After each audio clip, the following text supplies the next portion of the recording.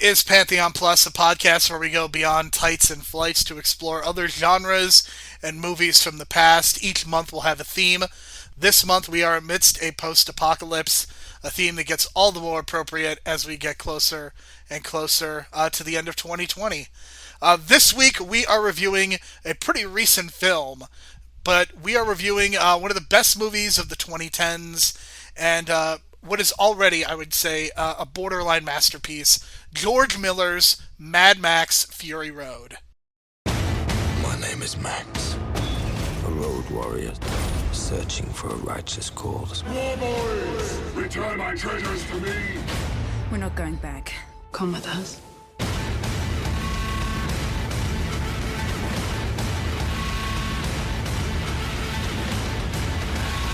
What do you suppose he's gonna do? Kill him! Mad Max Fury Road, May 15th.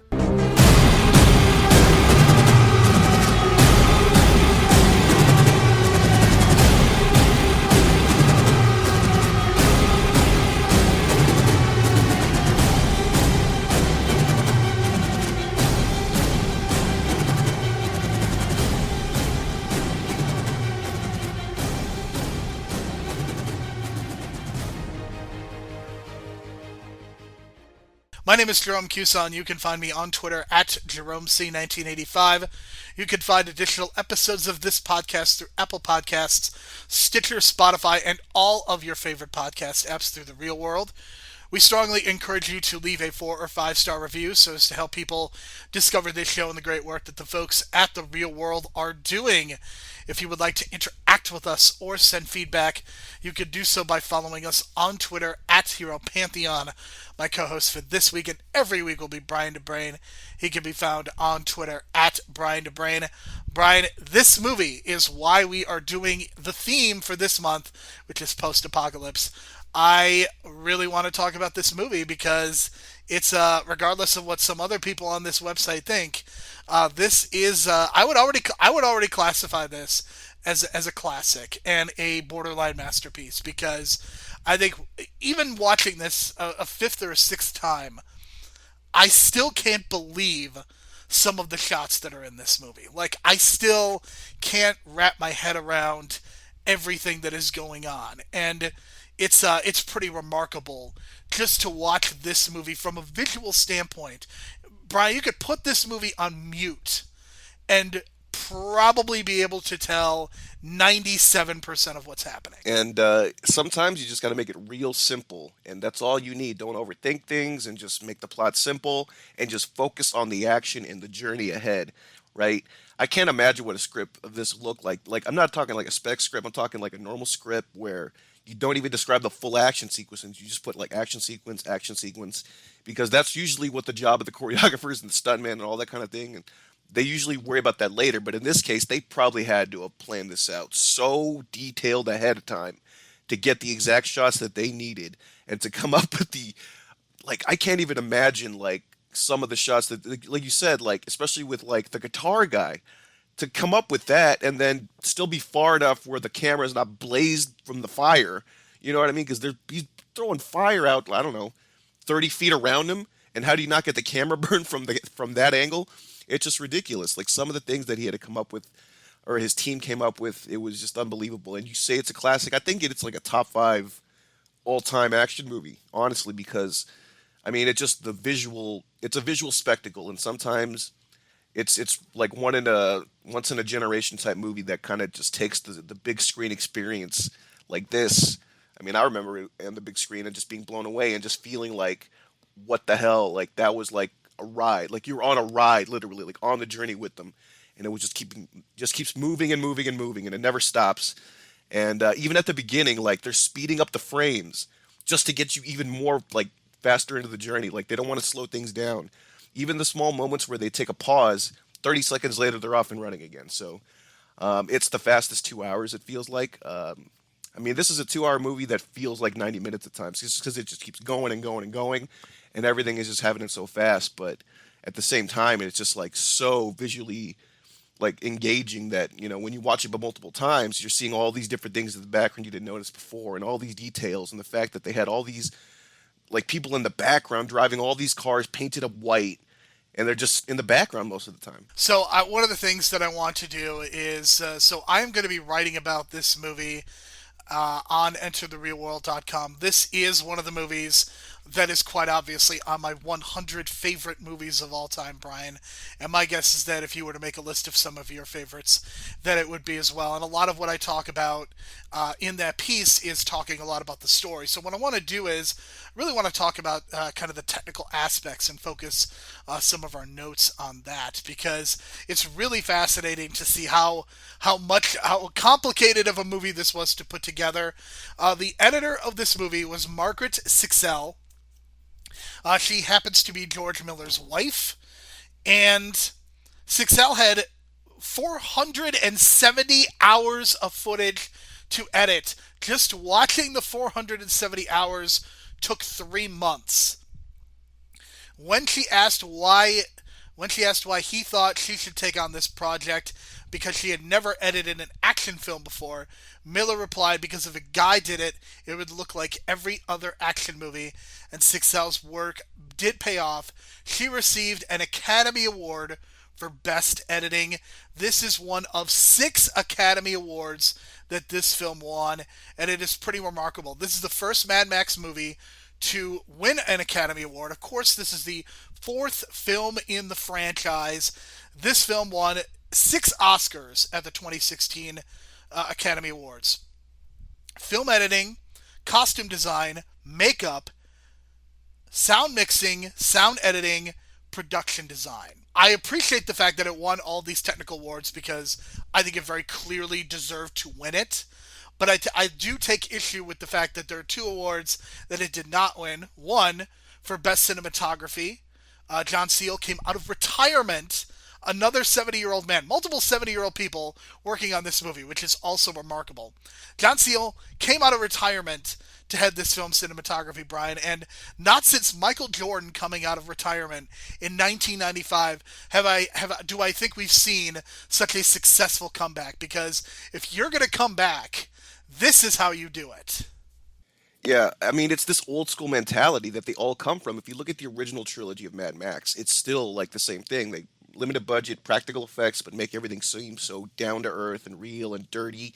They do the same things, but now because they were given a bigger budget and it's 2013, 2014, whenever they're filming this, they were able to take their old school expertise, mix in that practicality, and make it new age. And just everything came together at the right time.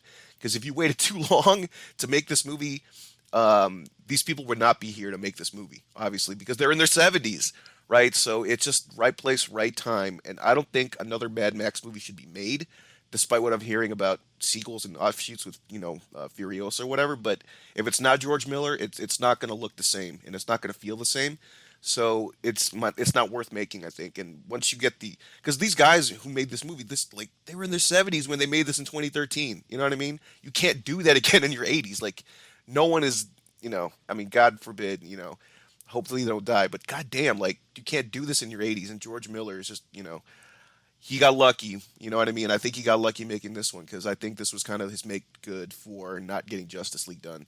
But on the other hand, like, all the technical stuff, it totally, totally deserved it. The editing is unbelievable because, like I said, she's speeding up the frame. Like, normally you don't do that unless it's like, you're doing it for effect or whatnot. But I think, they just did it to kind of make the movie even faster and to kind of get it under 2 hours. But, like, B, it's just like, it adds to the whole madness and chaos of the movie.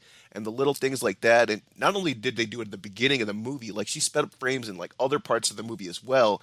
That's why everything seems like it's going like even faster than what seems like they're driving in the desert. So you add that to it, and then all the snap editing or the quick editing shots that keeps going from like back and forth, back and forth. So, like, I can tell why, like, some of the actors were frustrated, because there's a lot of shots in this movie, like a lot of shots.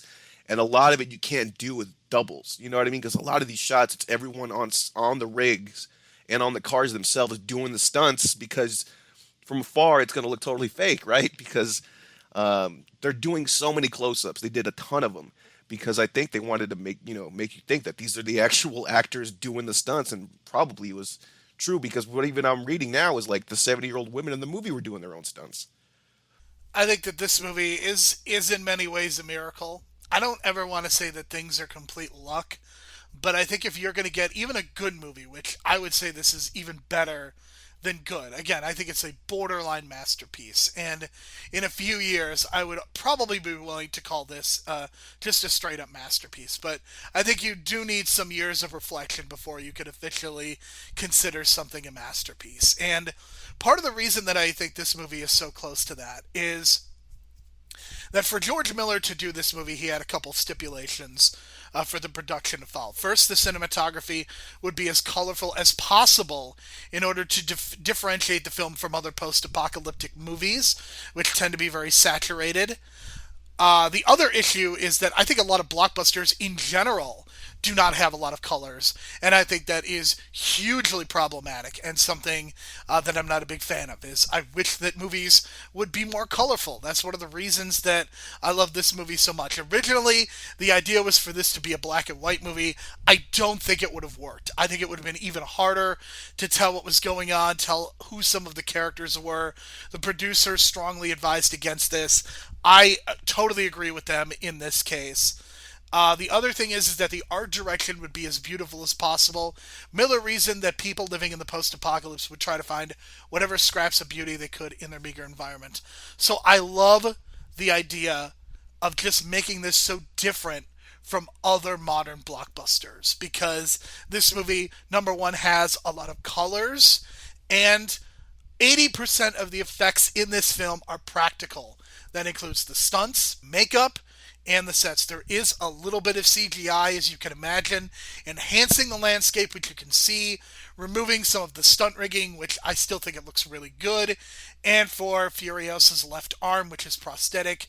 That obviously is something that you can just go in and make some changes, and I think it still looks really good. I think there are a couple of CGI effects that definitely stand out, specifically because the rest of this movie is so practical. And when you're talking about the practical effects, Brian, you almost are contractually obligated to mention the fact that for a good portion of this movie, there is somebody playing a flaming guitar for almost no reason. Like, you don't need that in this movie, and yet George Miller's like, nope, we're going to have a guy playing a flaming guitar. That is why this movie gets a 10 out of 10 for me, just for that alone. Yeah, I mean, that's the kind of craziness that you can kind of play with because in a world where it's post-apocalyptic, if you watch the original trilogy, he always creates these crazy characters because he knows that, in this kind of world, everyone's going crazy, so you can just get creative with it and create these unique looking characters and and then create these sub like cultures within this culture of like worshiping Immortan Joe, and then he's got these kids, and then there's these like warriors that are obsessed with chrome and dying for Valhalla and all this crazy shit.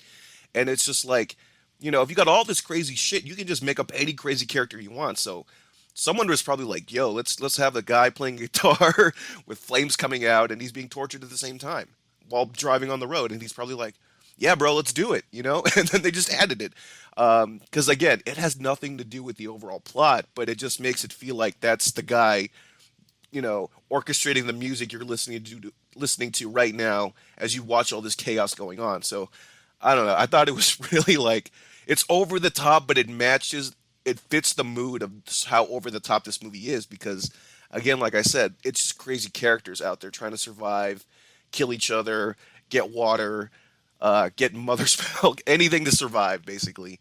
And you mentioned the colors being so much brighter, and yeah, like if you watch again, like the original Mad Max movies, they did not have this bright color palette. You know what I mean?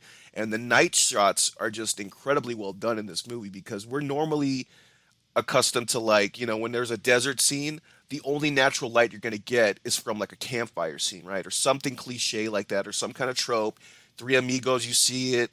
310 to Yuma, all these, Westerns, all these kind of things use natural light from the campfire for night scenes. This case, they didn't have any of that. So what they did was we'll shoot it kind of at night, maybe like twilight hour, and we're going to darken it a little bit. And we're not going to go full black, but we're going to go blue.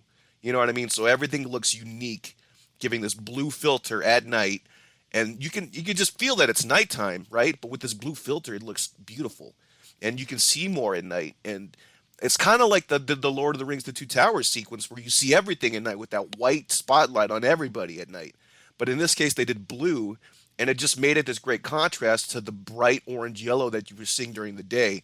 And I thought that was just really incredibly well done, especially how you're able to see so much at night and still be able to tell what's going on, and then still be able to tell the blood stains at night with that blue light. I thought it was just really well done because you never see that kind of interpretation of night shots at all almost. It's always this dark gloominess and that natural dark light that they have, and then it's campfires and stuff like that, or it's just like, distant lights from a town coming from in the middle of the desert, you know what I mean? Something like that. But the way they shot it, I thought it was just really smart and very unique. Absolutely. We do have to talk about the cast for this movie, as I think the fact that this is a Mad Max movie, but this very much feels like it's Charlize Theron's movie as she plays for Furiosa, and Furiosa pretty much steals this film. And Tom Hardy apparently was a pain in the ass on the set, as he is known to be a rather eclectic actor, as we have known from our previous discussions of Venom. Think of the lobster scene, for example. And he likes to change his voice and hide his face. But he was apparently a pain in the ass on the set. But when he saw the movie, he apologized to George Miller for the reportedly complicated relationship between the star and the director during filming. I guess in shooting this movie, nobody knew what was going on. Even Charlize Theron mentioned that she had no idea what she was filming. And it wasn't until that they saw the finished film that it greatly exceeded their expectations. And normally, I'm not the type of person who would want to go on a film set because I've heard they're really boring, especially now in COVID. But I can't even imagine what being on the set must have been like when you have all of this chaos, all of these stunts, you're in the desert. You've got Charlize Theron wearing a green sleeve over her left arm. You've got Tom Hardy in another mask. Like, it's pretty amazing to think, like, this movie, which was shot in 2011, 2012, then didn't even come out until 2015.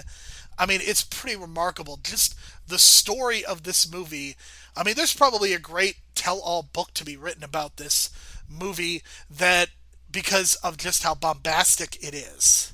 I've heard similar stories about A New Hope where they had no idea how it was going to turn out, and they were just kind of following George Lucas's lead, and they were just kind of like, okay, this is what you want, we'll shoot it this way, and then you add the music soundtrack to it, and you get New Hope. So sometimes these directors have a vision, and you kind of have to trust their vision and kind of go with it, and it turns out A plus like this. And it's unfortunate because you can tell, like, reading about Charlize Theron, and I heard about this too before, like, she just kind of got frustrated, and you can tell it's like, I think in filming this movie, the best way to, like, describe this movie is only in a visual, like, line. Like, we're gonna follow this line with a truck, and then we're gonna go back on the same line on the same truck. That's it. That's the whole movie. They're going back and forth for, like, that's the whole movie. So probably she was getting frustrated at the fact that, like, okay, why am I going under here? Why am I going under here? Didn't I already do this? Like, why am I screaming in the middle of the desert? Like, what's going on? And she probably read the script thinking, like, okay, like, why'd you hire me? Like, I'm not saying much.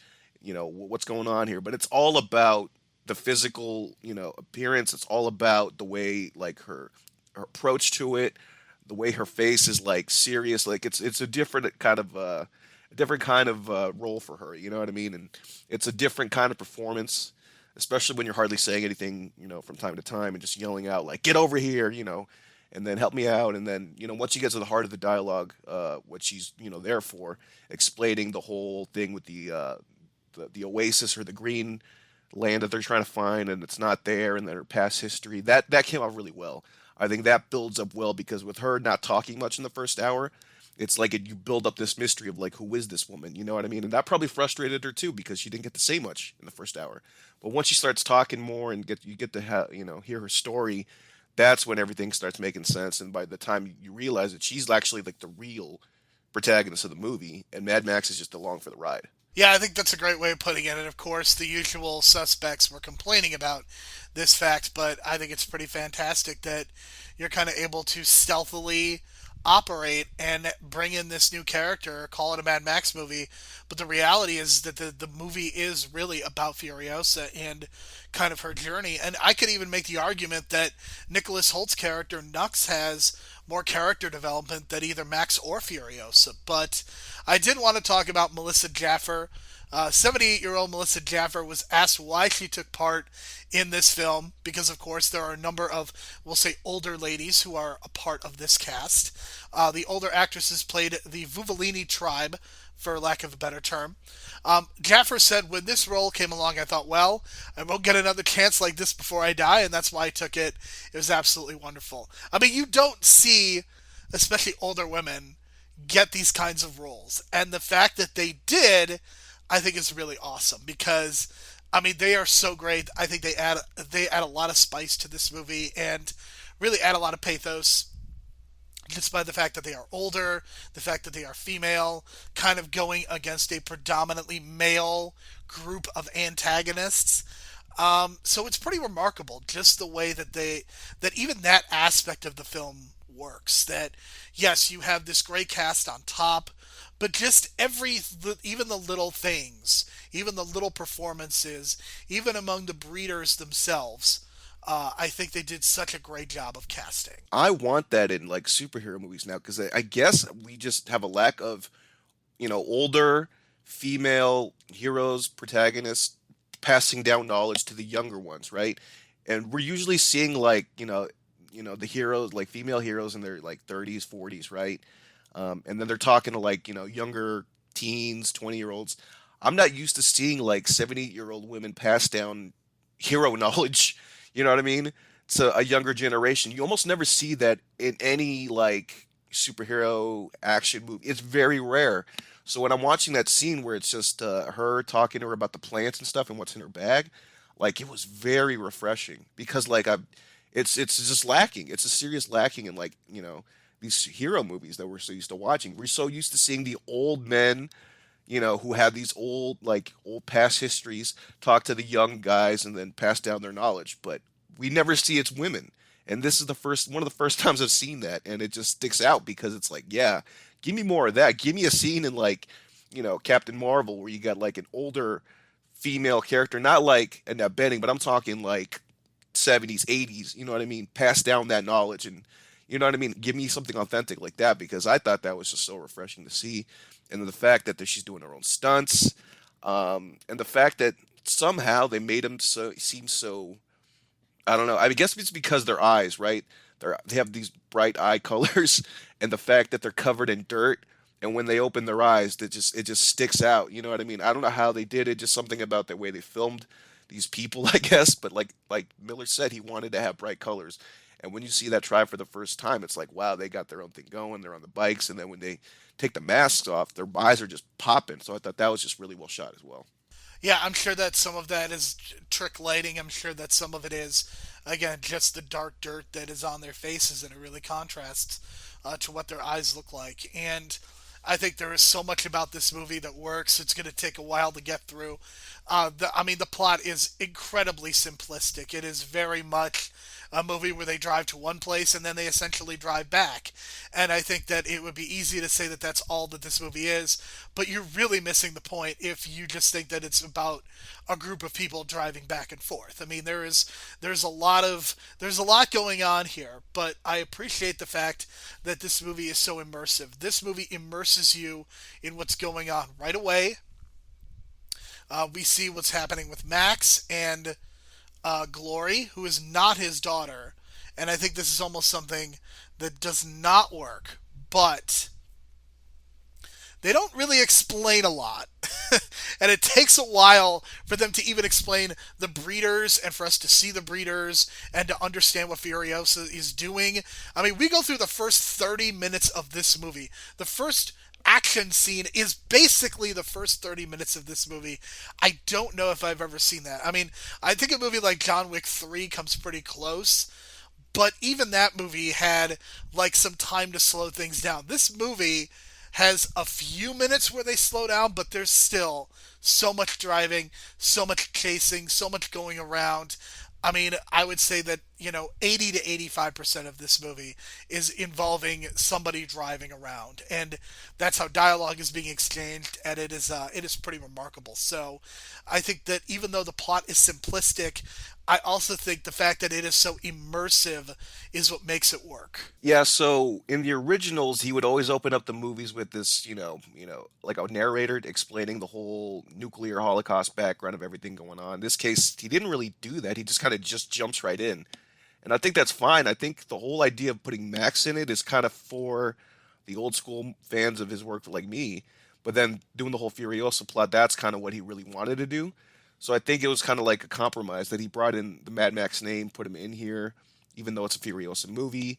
But still, like, he still makes it like part of the canon, I think, because it still feels like it's part of like, I don't know. I feel like it takes place after three, but that's just the way it feels to me because at the end of three he had that long, or he had three had the long hair, right?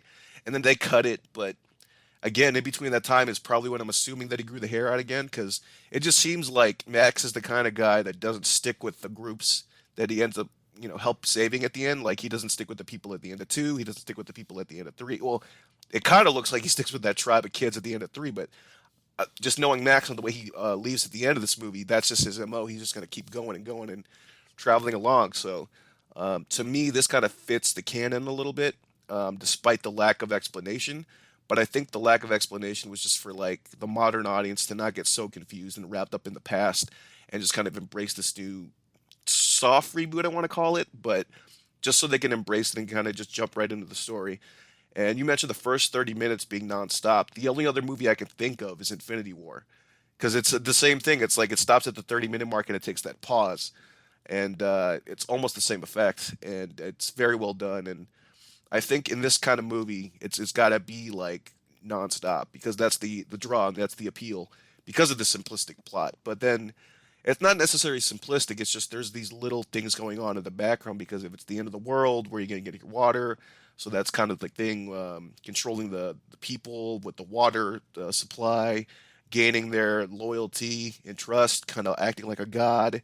A lot of things that are, really interesting going on in the background. And you mentioned the breeders and the fact that because there's, a lack of water supply, they're relying on female milk to stay alive for hydration and all these crazy things going on. And the fact that he's got a whole layer of women just to have babies with. It's fucked up, man, and it's very much that misogynistic, approach, and it's just these women are fucking fed up with it, and they're like, "Fuck you, hey, we're gone. You're not gonna just be, controlling us and telling us when to have babies and whatnot. We're not your slaves." And one of them, it's very fascinating that one of the characters almost develops this like, what do you call it? When a person gets kidnapped and they kind of Stockholm syndrome. That's what it's called. Yeah, that's what I was about to say too, but it's not that. But you know what we're talking about. But I was very fascinated with that character because she was just like, they'll take me back. They'll take me back. Stockholm syndrome. It's very fascinating because there's just so many characters, dealing with Immortan Joe, the breeders, and each woman has this like different attitude about it, and some of them were just like, I don't want to leave, and it's very fascinating. You know what I mean? And just again to see like how far people's morals go in the end of the world, and still like there's still all this misogyny going on even in the end of the world. So I think that was the more fascinating stuff about it, even though it's a simple plot. Well, I mean, Immortan Joe is a fascist, so whenever there's fascists, there's going to be persecution, and that is very clearly what's going on. And women are always going to feel the brunt of that, just because I think that's what history tells us. And I do want to mention very briefly, I think the colors, the fact that this movie pops so much works. And I do know that there is a black and white version of this movie, and certainly as alternative viewing, I'm sure it is very interesting, but it is not something that I'm really interested in, because to me, what makes this movie so good and so interesting are the color. I think the colors and the practical effects are crucial elements to this movie, and to take it away by putting in and using a black and white cut, I don't think that's not really something that I am personally interested in. Brian, have you ever watched the black and white version of this movie? I've heard of it. I've wanted to watch it, but the only black and white cut that I've actually gone out and watched was Logan. And to me, that was almost just as good as watching it in color. But I've always been fascinated about it because I've always wondered what the whole tornado sequence would look like and how, you know what I mean? Because like when I do Photoshop and edit some photos, and when I do black and white photos, it depends on how much, how much of the blacks you want, how much of the whites you want. So there's this kind of like thing. It's not necessarily we're gonna flip the whole thing black and white. You kind of have to balance the blacks and the whites as well. So I've been kind of fascinated with that, but I like the way they did it in Logan because Logan is not necessarily, you know, super like super like action packed with cars stuff going on. Like there's very few car scenes going on. So that kind of works because there's slower dramatic elements. But in this case, I don't know, because when I heard that I was just kind of like, wow. I can imagine some scenes looking dope, but then some scenes looking kind of off. For sure. And I think that Logan is not as heavily reliant on its colors. I think this movie, again, really just plays that fact up. And I think everybody is just so well cast in this movie.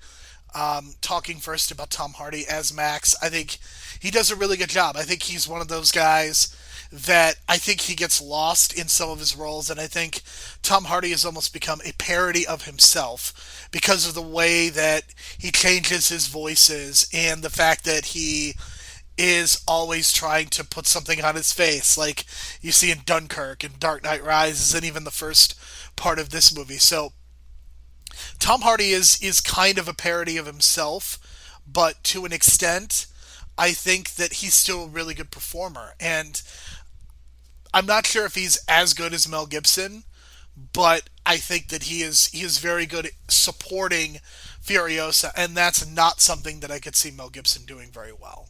Yeah, there's something about his eyes. He's got these crazy eyes, and like I think that's what Max needs, like crazy eyes. Because if you look at the Road Warrior, especially one and two, I think Mel Gibson does a good job of kind of getting into that kind of crazy eye mode, the way he kind of just looks.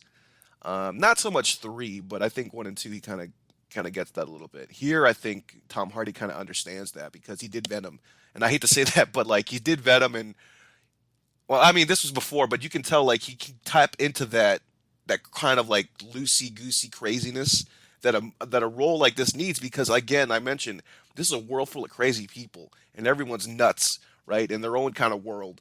So that's why you get a performance like Nicholas Holt, who's almost on a different kind of page altogether. But then you get Tom Hardy, who's just kind of running and just like get me out of here, and just kind of running and running and running and running. And he's it's almost like he's just running from everything because he's just trying to get away from the crazy world that he's living in, and that's kind of what that symbolism is, I think, at the beginning.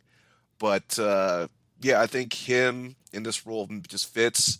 And like when I mentioned his crazy eyes, when he's in the front of the car and he's got the mask on and he's just kind of like experiencing the ride. Look at his eyes, man. That's what I'm telling you. He's just experiencing it all. And then when he stops and takes the mask off and gets freed, like you can tell, like look at his eyes again. Like it's just his eyes tell the story of being free from the chains, kind of thing going on. All right, let's talk about Charlize Theron as Furiosa. It's wild to think that she won an Academy Award almost 16 years ago at this point. And since she has won an Academy Award, she has done just about every genre, every kind of movie. And I think her career has been pretty remarkable. I don't know if the box office has always reflected the quality of the work that she's done over the years. And obviously, I think when people think about her, they think about how attractive she is. But like I think about this movie and I think about a lot of the movies that she's done, and certainly she's had some duds like Aeon Flux, for example. But for the most part, I think she's been one of the most consistent actors of the 21st century, and it's been really impressive to watch her just be a part of so many genres. And even if the movies are not as financially successful, I'm really glad that she has had such a diverse and long career. I like the fact that she is in a woman who is older, not as old as some of the ladies that we see toward the end, but I'm glad that she's still getting roles because I think she's really, really good in this movie. And I think when people think about this movie, one of the reasons that I think this is Furiosa's movie more so than Max's is there is this iconic shot of her going into the desert after learning that the green place isn't real. and she just screams in the desert. And of course, that's iconic. That's something you put on a poster. That's something you put in your house. You frame it.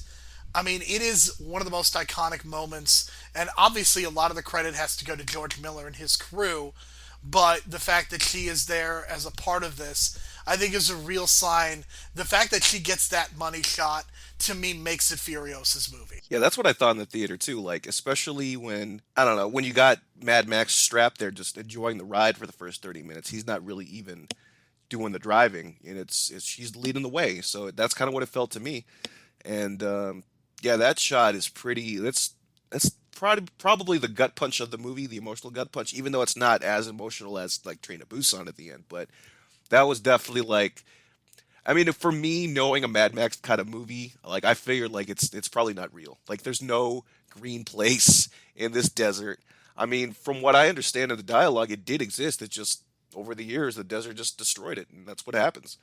Um, yeah, it's unfortunate, but again, it's like I don't know. It's this idea of going on a journey and then finding out that the place is not there, and then you kind of reshape the destination, and they end up going back from that. But that scene is pretty like incredible because the way that I don't know if it's a natural wind, but did you notice the wind going on the sand? Like I don't know if they had a giant fan, which is my guess, but again, if they got lucky, good for them because that wind was just blowing at the right angle to create those nice rigid, pattern like thing on the sand. I thought that was incredibly well done. Well, apparently there have been issues in the past with rain, even though they've shot all of these movies in the desert. There have apparently been like mysterious rainfalls that have happened just as they're ready to shoot, and this has happened not just on this movie, but also on Thunderdome and The Road Warrior as well. So clearly, these films are cursed to an extent, because there's no other explanation for why there would be rain in a desert as they are about to shoot. And this, again, happens like 30 years apart, too, which is pretty remarkable.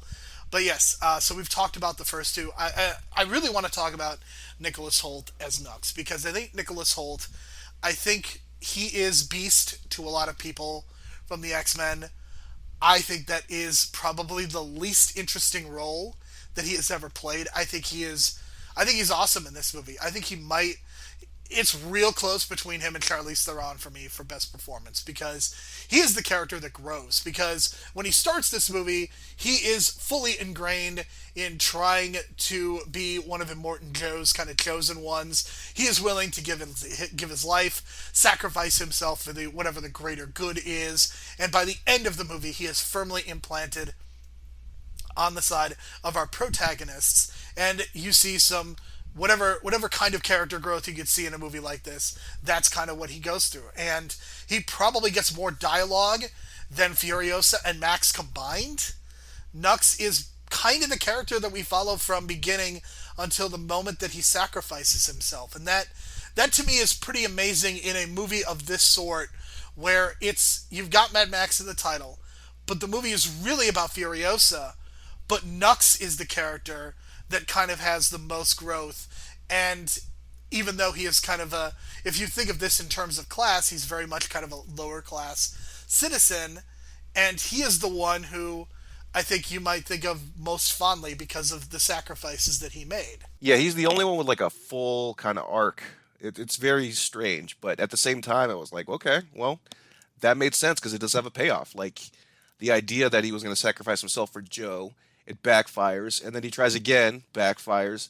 This time, once he does the full babyface turn and realizes that his true, as the girl said, manifest destiny of his, it was to really just stop the bad guy, or not the bad guys. It's hard to say who's the bad guy in these kind of movies, quote unquote. I mean, yeah, they're fascist, but he did prevent them from. He did that whole thing where he turns the truck over, and every single car from behind him just goes smack, and that was pretty dope. And when the first time I watched it, I was like, okay, he redeemed himself. And then the second and third time I'm watching this movie, I'm just like, yeah, I get it. Like, you kind of need this kind of character to kind of give you like that perspective of like, it's not just the women on the run that are suffering. It's like all these people are suffering, and he's part of a cult and doesn't realize he's part of that cult mindset. And once he breaks from that, that's when he kind of realizes that what the hell have I been doing? You know what I mean? Because also that idea of never meet your heroes, and he meets Joe in the car as it's moving, and then he tries to impress him and totally fucks up in front of him, and then Joe calls him a failure. That was pretty like that was it. That was the turn. So that was good character development. And in terms of his performance, like I mentioned, I think he's just the fact that you can play a crazy character in a crazy world like this and just do almost whatever with it, you can kind of tell he was going to other places. And you can almost say that he was in a totally different movie than everyone else in this movie, but everyone in this movie has a little bit of craziness in them. They kind of say that at the beginning that everyone in this movie is kind of crazy in their own way. So the fact you can kind of have that and play with it, you get a performance like this where it's just like he's wild, he's crazy, he's talking nonsense, but then once he starts calming down and off the octane, he starts calming down, and you kind of see the real character behind him, and he's kind of this representation of all the boys that have been captured when they were young and turned into these soldiers or whatever. So I thought that was a good little story to tell, and how he takes part in the whole I guess revolt and death of Immortan Joe. We do have to talk about Immortan Joe, played by Hugh Keays-Byrne, who has been in other Mad Max movies, and I don't know what to say about him. It's pretty amazing to me that he has to be cast in a Marvel movie, because even as a voiceover actor, like, how do you not cast this guy to be the voice of one of your villains? I mean, that guy could get away with saying some of the absolute dirt worst dialogue in the history of dirt worst dialogue. And I don't know. I really wish that there was a way that we could have him do voiceover in a Marvel movie, because he's so great in this movie, and it's such an understated and underrated performance. And I feel like this could go in a lot of different directions, but it feels like, even though he is cartoonishly evil, and this movie is kind of a dark cartoon in its own right, I feel like he's playing this straight, and it's pretty impressive. And I mean, it feels like we're gushing all over this movie, and that's because I don't think that there are very few movies that are as purely pleasurable as this. And the fact that you can have a Tom Hardy, a Charlize Theron, a Nicholas Hoult, some of the other actors in this movie, but then you have this guy who has basically not been an A-level actor, just playing a villain and just kicking ass. It's incredible. He was the toe cutter in the first movie. He's come back here, totally revamped as a different character. Just the way that you first see him, and the way that he has to put on this like fake look to still like, because he's out of shape. He's an old man. He's got all these things going on in his back, these boils or whatever, and like he has to put on this plastic thing that makes him look like he has six-pack abs, only to maintain this image of strong leadership. And I thought that was very on point, considering some of the leaders we have in our world today. You know what I mean? So it's always this idea of we have to make our leader look like something more than he is, when deep down he's just an old man broken down. And and then I was surprised that he was still able to run around, because he was running around a lot before he got in the car. Just surprising how he was able to move in that thing. And then you got Nathan Jones, his son, who probably doesn't breathe well because he's got like a lung issue, it's obvious. So all kinds of things going on with his kids, and the background of the story with the breeders, and probably inbreeding, and God knows what's going on. But it's just, like you said, fascism, and the way he approaches the performance, man. And I don't know if he's got these like a voice modulator or something, but it does feel like when he was recording the voice, he did have something over his face to kind of, because he does have that thing over his face in the movie too. So it's the Bane effect or whatever you want to call it, but I don't know if he just sounds that badass because he had something muffling the sound. But I wonder if, you have if he could do it naturally in like an MCU movie. I do want to mention the breeders. That is what they are called. I am not calling them breeders because I am disrespecting women. That's what they're called. So they are played by Zoe Kravitz, who of course has gone on she will be playing Catwoman, and I'm very excited for that. She gets very little to do here, which is unfortunate, because Zoe Kravitz is really good. Rosie Huntington Whiteley, she was in the Transformers, at least number 3, and I will give you one guess, given it's a Michael Bay movie, what kind of role that was. She thankfully gets a little bit more agency here, but because she dies about halfway into the movie. She does not get a whole lot to do. The other three are not as important to the overall plot, but I do want to mention them: Abby Lee, Courtney Eaton, and Riley Keough. Brian, does Riley Keough look like anyone? She was the one with the Stockholm syndrome, right? Like, does she resemble anyone? Oh, I was gonna say Becky Lynch. Not Becky Lynch. She is in fact the granddaughter of Elvis Presley. Wow, that's random as fuck. But okay, good to know. I guess Hollywood runs in the family. Well, it's funny that because the reason that I mentioned this is that Riley Keough was in a movie that I just watched last week, a Netflix movie called The Devil All the Time. So it was really weird that she was in this random movie, and then I go and watch Mad Max Fury Road, thus proving that it's all one big circle and it all comes together in the end. Like I said, it's all connected, man. There's always something. Like, don't be surprised if there's like a weird casting with like Tom Hardy in the next week or so, like a 007 type situation. I don't know. Just be saying. I'm not sure about that, but I think that I think there are times when the movie still feels very male gazy, which is unfortunate. But I do appreciate the fact that the breeders do have some agency, that they're not just damsels in distress, and that they are actively trying to save themselves and not just waiting for dudes to save them. Again, even though there are still those moments of glistening when they're outside, I think that they did a really solid job of casting and bringing these characters and giving them some relevance.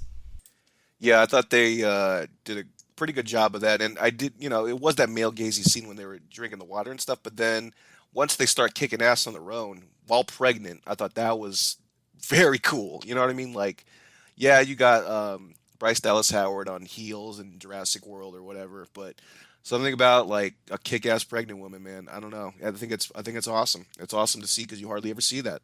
So, and it's unfortunate too because I think Max is the reason she died because the reason she slips off the thing is because she has blood trickling down her leg, and the reason she had blood trickling down her leg is because she got grazed by a shot by Max. So I don't know if that was like consciously intentional, but that's the consequence. So maybe she would have slipped either way. I don't know. I thought it was very interesting that that was the way it went down, and he kind of gave her the thumbs up, and then unfortunately it was thumbs down after that. But I think they did a great job with them because I just wanted more from them. Like I felt like if you're gonna do a spin-off, and I know I just said I don't want it spin-off, but if they're gonna insist upon it that this is the core group with the Furiosa, like you build on this because they built a core group that really kicks ass, and I like the way they were put together.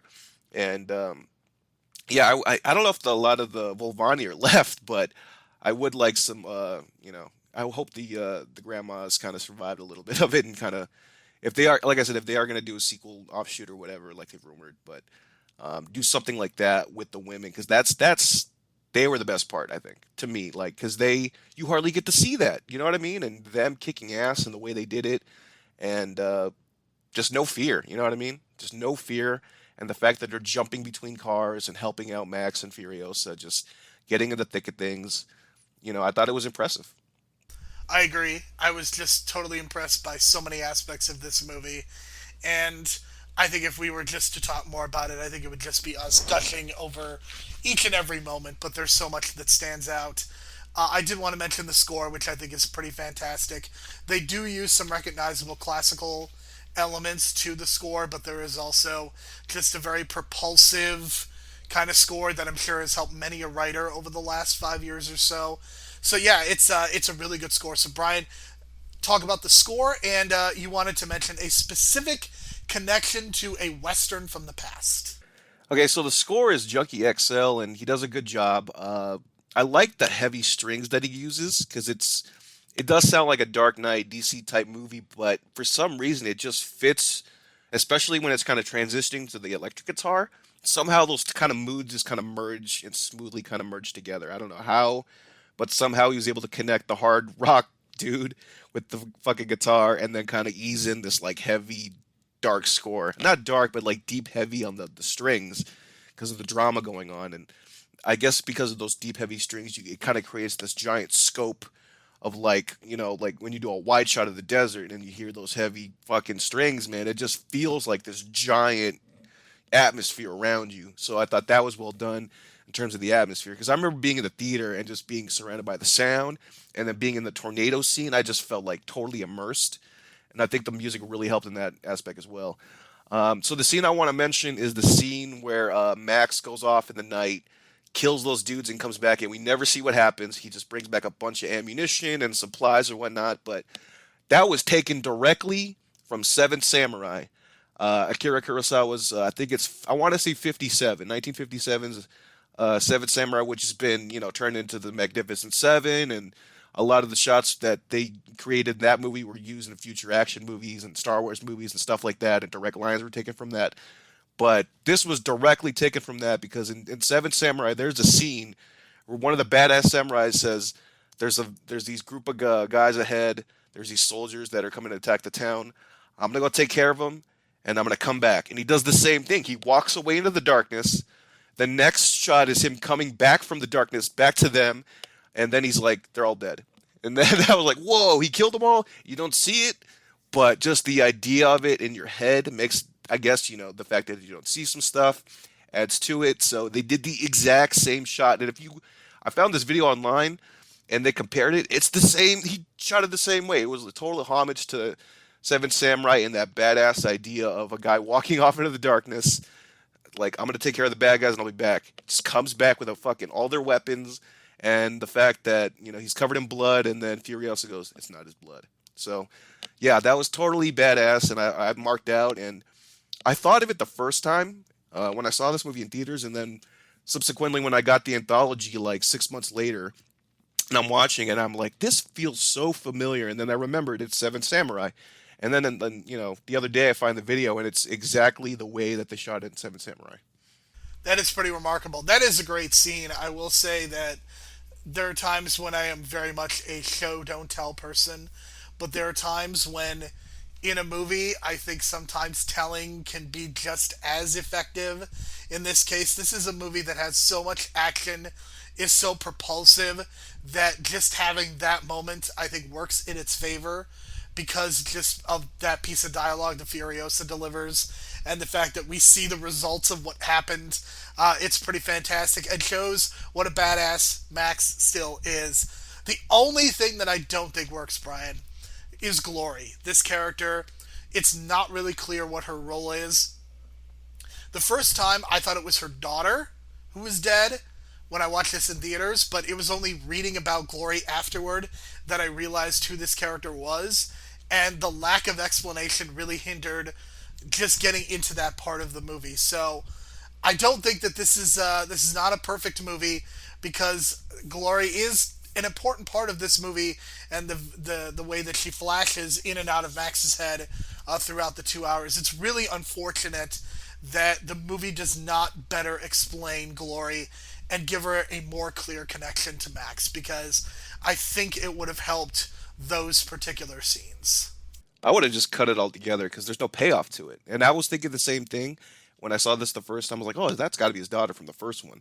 And then reading up on it, yeah, maybe, even though I was thinking like maybe it's one of the kids that were part of Thunderdome that got killed or something, right? Because that would tie into the continuity.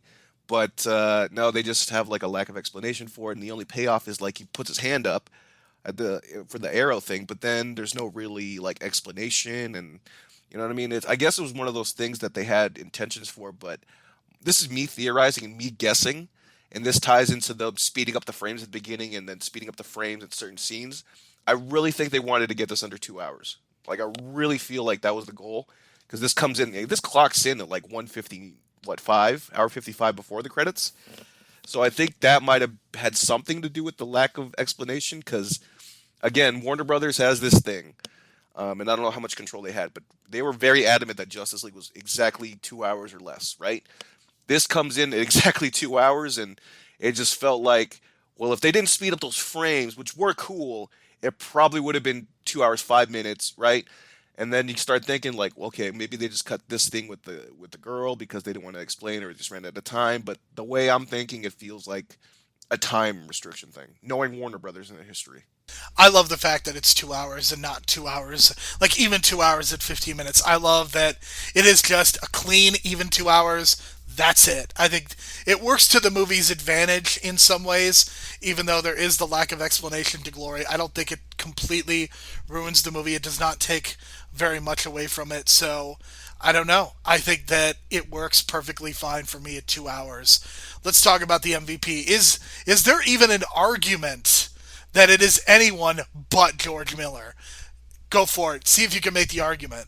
I mean, you can argue for the cinematographers and probably the guy that came up with the storyboarding to help him piece this together. But yeah, it's just got to be George Miller because he was the one central figure that kind of spearheaded this and made it his vision despite all the obstacles and despite all the false starts from 2003. He stuck to his vision and he landed it, man. So you got to credit to him for sticking with it and sticking to his guns. And I guess if you want to say he was stubborn, sure, because I guess the way he was on set, like, the actors couldn't quite figure out what was going on, but you had to trust his vision kind of thing. So yeah, he's definitely the MVP, and you can argue for like the technical team and all that kind of thing, but I think him leading the pack kind of makes him the MVP.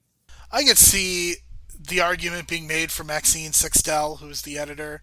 She certainly had a tremendous amount of work to do, but it just feels like George Miller's is really the centerpiece, and he's the one that really makes this movie work. And Mad Max is his baby, and it has been for the last 40 years. And even though Mel Gibson is no longer Mad Max, the franchise has continued, and arguably the best movie is not the one with Mel Gibson in it. So I think that is something worth noting. And George Miller has had quite an eclectic career, directing such movies as Babe and Babe Pig in the City and Two Happy Feet movie.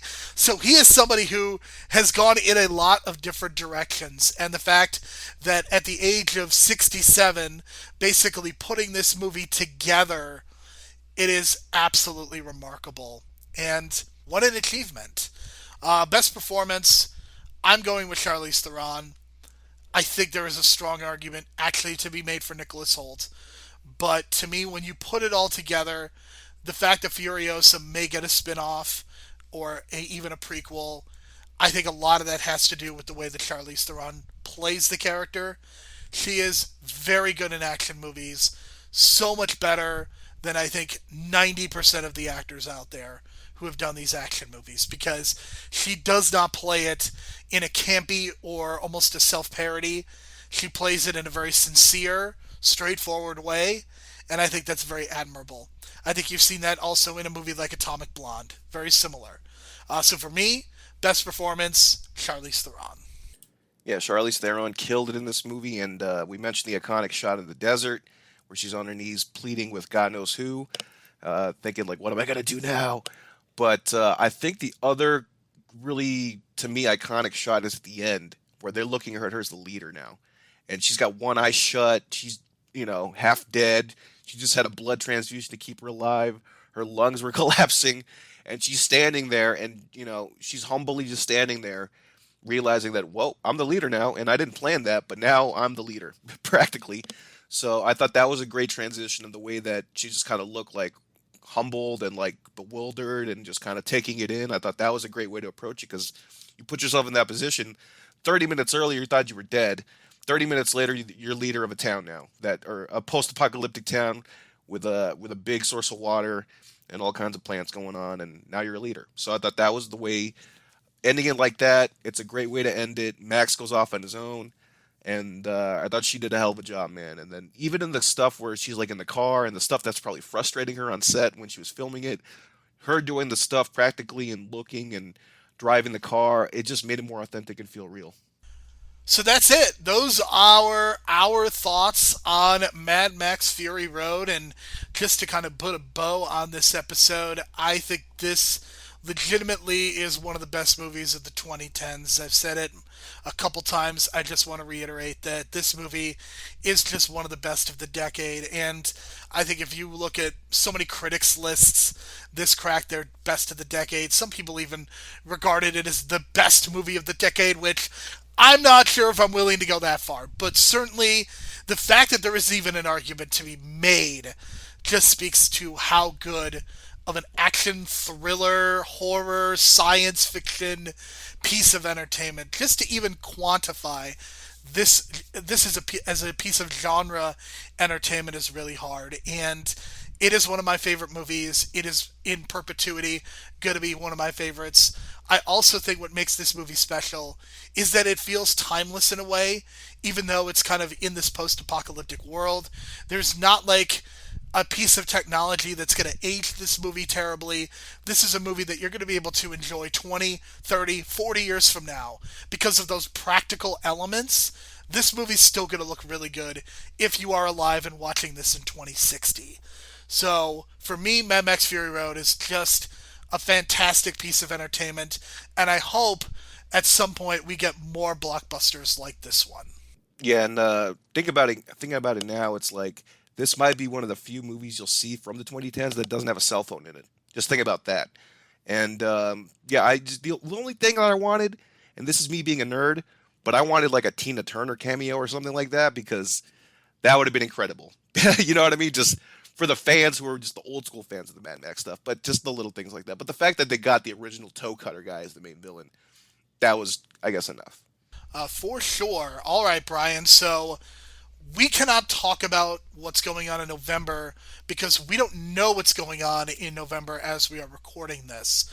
So there are a couple of possibilities in 2 weeks. Either we are going to be continuing on with a theme of some sort, or we are going to be reposting old episodes of Superhero Pantheon that have not been uploaded to enter the real world previously.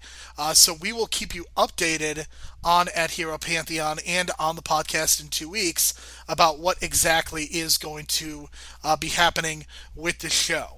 Because there's a possibility that I may need to take November completely off from podcasting to focus on my writing as well as my real job, my shoot job, so to speak. So, in a couple weeks, we will be back in some form. I just don't know what form that is going to take. So, that's pretty much all I've got, Brian. Anything else before we say goodbye? Yeah, the end of the world. It may not be actually here. It may be, I don't know. I try to think positive, look for the positive, just look for the light at the end of the tunnel. That's my approach to things. And if the world ends in a month from now, then you pretty much called it. I pretty much did. So for Brian, my name is Jerome. Thank you so much for listening. We will talk to you all again soon. It's Furiosa, not Furiosa.